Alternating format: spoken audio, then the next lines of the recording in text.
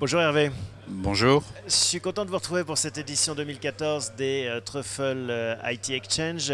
On va voir les progrès d'Horizontal Software d'une année sur l'autre. On rappelle, vous êtes un spécialiste de la gestion des ressources humaines via le cloud, en mode SaaS notamment. C'est ça. Disons qu'on a initié Horizontal Software il y a à peu près 3 ans avec un gros projet R&D d'environ 20 millions d'euros visant à nous donner une gamme d'outils et de fonctionnalités pertinentes sur les 10-15 prochaines années.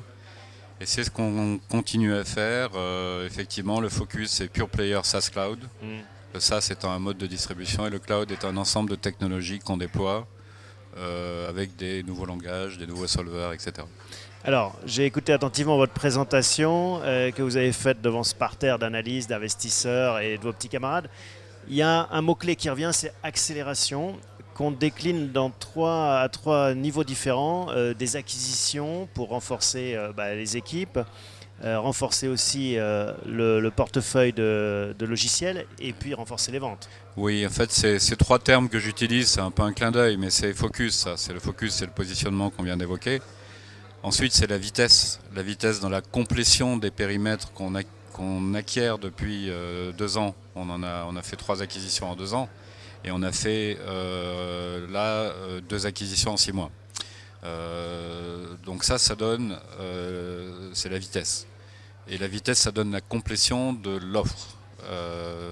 L'accélération, elle vient de la synergie qu'on établit entre les périmètres, entre les bases installées, entre les fonctionnalités des produits et entre finalement une couverture SIRH de bout en bout hors paye. C'est notre positionnement.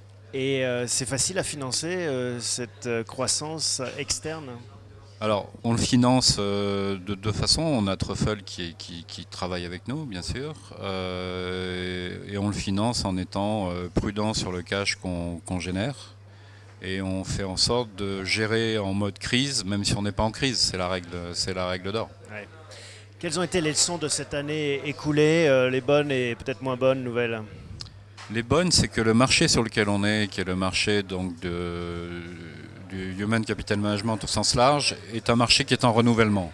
C'est-à-dire que c'est un marché qui commence à être très sensible et très demandeur de technologies qui étaient un peu absconses ou voire extraterrestres il y a 2 ans.